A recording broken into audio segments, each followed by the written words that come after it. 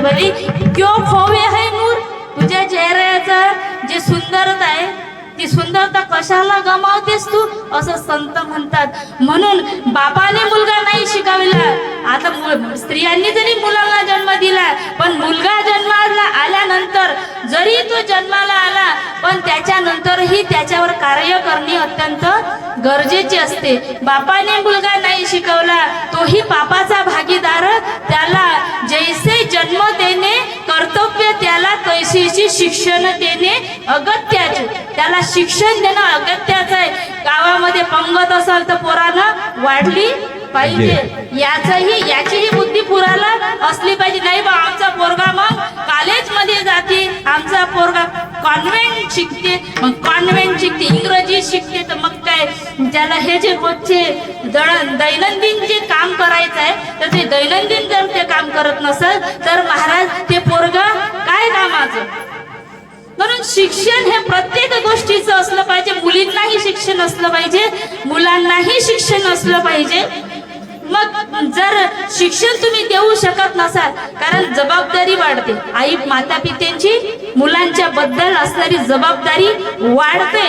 म्हणून महाराज नाही तू जननी माझे बोली, त्याच्यापेक्षा तसं राहिलेलं बरं. पण जन्म जर मुलांना दिलेला आहे तर ते मुलं व्यसनाधीन होऊ नये, ते मुलं वाईट कामाच्याकडे प्रवृत्त होऊ नये. त्यांची जोपर्यंत ते मुलं आपल्या हातामध्ये आहेत तोपर्यंतच त्या मुलांना आपण कंट्रोल करावं. असे संत आपल्याला नेहमी नेहमी वारंवार जागृत करून सांगत असतात. आता बघा, हा जो कार्यक्रम आहे हा वैयक्तिक माऊली आणि बाबा हे दोघं जण करत असल्या कारणाने मला असं वाटलं बाबांवर आणि आईंवर काय एवढा भार द्यायचा.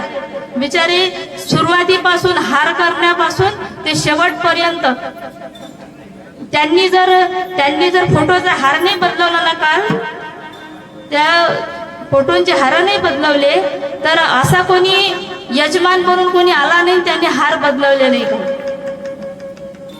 इथपासून जर एखादी व्यक्ती आपल्या गावातली कार्य करत असेल, काय हा खेळ नव्हे एकल्याचा म्हणून मेळ जमिला. सामाजिक कार्य एकट्याचा खेळ नाही महाराज. त्याच्यासाठी एवढा मोठा मेळ जमवला, ते तर कार्य करत आहे. पण आपल्या गावातल्या लोकांची काय जबाबदारी आहे, आपल्या आजूबाजूच्या लोकांची काय जबाबदारी आहे. थोडं तरी शरीराने तर थोडं तरी येऊन विचारावं ना, माऊली कोणत्या कामाची गरज आहे का. जेव्हा अभिमान होतो की नाही, माणसाला अभिमान होतो. म्हणून आपल्याला काय करायचं, त्याच्या घरचा कार्यक्रम येतो, आपल्याला काय करायचं. म्हणजे माणसाची समाजाप्रती काहीतरी करणं लागते, हेच माणूस विसरला. आपल्याला करावं लागतं त्याच्या घरचं जेवण आहे, काय करावं लागते त्याच्या घरचं लग्न आहे. आपण तर असं कडक जाऊ, म्हणजे अभिमान करते. म्हणून काय होतं की ते कार्य तो करू शकत नाही. माऊलींना मी जास्त त्रास नाही दिला, नाही तर मागच्या गावामध्ये जे भागवत केलं मी तर तिथे बघा 2 सत्रामध्ये भागवत राहते. मी म्हटलं सकाळच्या सत्रामध्ये तर बिलकुल स्पीकर गेलेले म्हातारे आणि म्हातारी अख्खे स्पीकर गेलेले असते. आणि काय त्यांना किती काही सांगितलं, आता मला थोडंच माहीत राहणार आहे की त्यांना ऐकू येते अथवा नाही येत. मी तर माझा तर नरका कोरडा होण्याच आहे, किती गुळ खाय का गरम पाणी पी. म्हटलं सकाळचं जे सत्र आहे, नाहीतरी ह्या ज्या स्त्रिया असतात ते शेतामध्ये कोणी जातात, ते सगळेजण काम करतात. मग काय करायचं, सकाळचं जे सत्र आहे मी खाली राहणार नाही. मी पूर्ण इमानदारी प्रिय करायला, तुम्हाला जे काम सोपवलेलं आहे ते इमानदारीने करा. आणि सकाळचे सत्र जे आहे, सकाळच्या सत्राला कानं गेलेले स्पीकर गेलेले लोक राहतात. म्हणून म्हटलं सकाळच्या सत्रामध्ये लहान लहान मुलांचं जे शिबिर आहे तर ते लहान मुलांचं शिबिर राबवलं. कारण असं आहे की धर्म रक्षिती इति रक्षित आहात. तुम्ही जर धर्माचं रक्षण कराल तर तुमचं रक्षण होणार आहे. कारण आत्ताची जी पिढी आहे त्या पिढींपर्यंत, जसं मुसलमान जर असेल तर मुसलमान त्यांच्या मुलांना की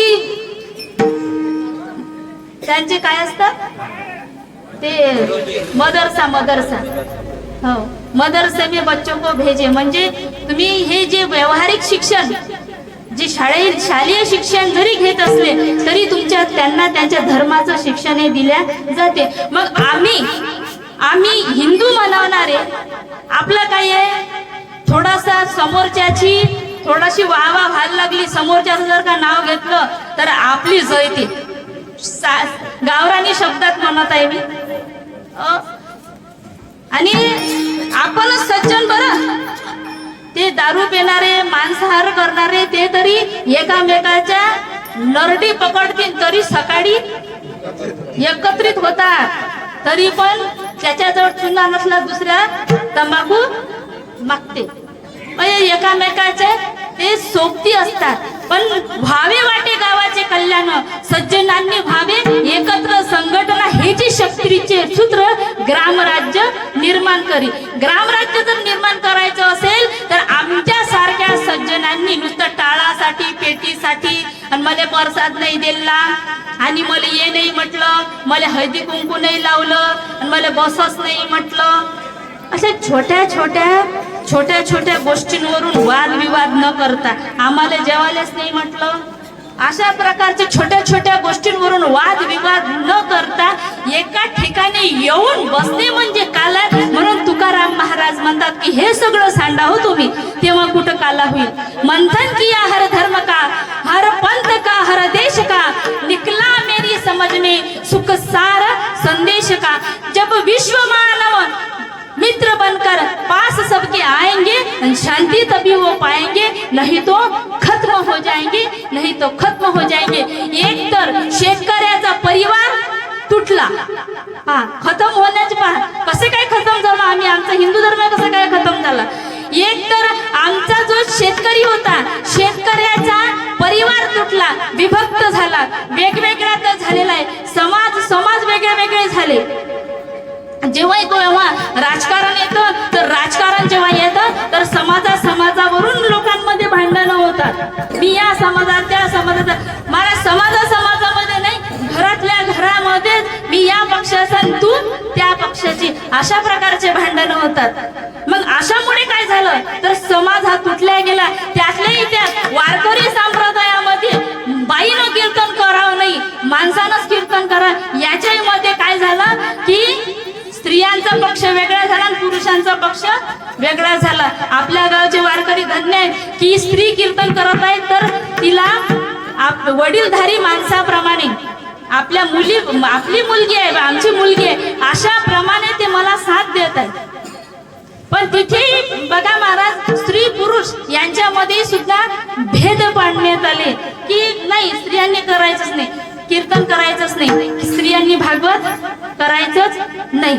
बाबा आम्ही भागवत नाही करावं, आम्ही कीर्तन नाही करावं, तर आता तुम्हाला संधी दिली ना भागवत कीर्तन करण्याची, तुम्हाला संधी दिली ना हे ध्यान ग्रहण करण्याची, पण तुम्हाला ज्ञान ग्रहण करण्याची संधी दिली, पण शाळा आणि कॉलेज जर असेल तर तिथे सगळ्यात जास्त शिक्षण घेण्यासाठी गर्दी राहते ती मुलींची. पोरं तर बाहेर कॅन्टीन मध्ये असते, कोणी गार्डन मध्ये असते आपल्या मैत्रिणी सोबत. तुम्हाला तर संधी दिली होती ना, संधी दिली होती, पण तुम्ही जर का ते कार्य करू शकत नसाल तर आम्हाला दुर्गा माता म्हणून तरी कार्य करावं लागेल. अरे झाशीच्या राणीनं हातामध्ये तलवार घेतली आणि युद्ध केलं. स्त्रियांनी शिकली नाही, स्त्रिया शिकल्या नाहीत म्हणून संस्कृत जी भाषा आहे तर ती संस्कृत भाषा आपल्याला अवगत नाही, कठीण वाटते. कारण संस्कृत मातृभाषा कशाला म्हटलं जाते, जे आईपासून मुलगा शिकते त्याला मातृभाषा म्हटल्या जाते.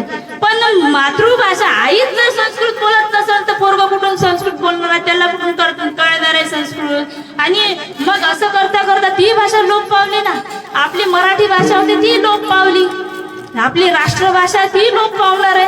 कारण काय, जिकडे पाहावं तिकडे आपण ते शिकवत आहो ना. इंग्रजी आणि इंग्रजी बयाड भाषा, इंग्रजी बयाड भाषा. टीओ काय होते, टीओ जीओ बयाड भाषा आहे की नाही. याच्यामध्ये व्याकरणाचा खास ठोस असा पुरावा यामध्ये नाहीये. चला बाहेरच्या लोकांच्या सोबत बोलावं लागते म्हणून इंग्रजी शिकावंच लागते, आवश्यक आहे, पण आपली जे जुनं आहे ते सोनं कशाला सोडायचं? मग महाराज, माता शिकली नाही, आई शिकली नाही म्हणून मुलांना येत नाही. आई संस्कारित झाली की मुलगा आपोआप संस्कारित होतो. जिच्या हाती पारद्याची दोरी तिथं जगाते उद्धरी, ऐसी वर्णिली मातेची थोरी, शेकडो गुरुनी. महाराज शेकडो गुरु एका ठिकाणी ठेवा आणि छत्रपती शिवाजी महाराजांना घडवणारी एक माता एका आईने जे घडवलं, एका आईनं जसा मुलगा घडवला तसा गुरु सुद्धा घडवू शकत नाही. असं गुरुपेक्षाही थोर आईची महती जगामध्ये रेखाटलेली आहे.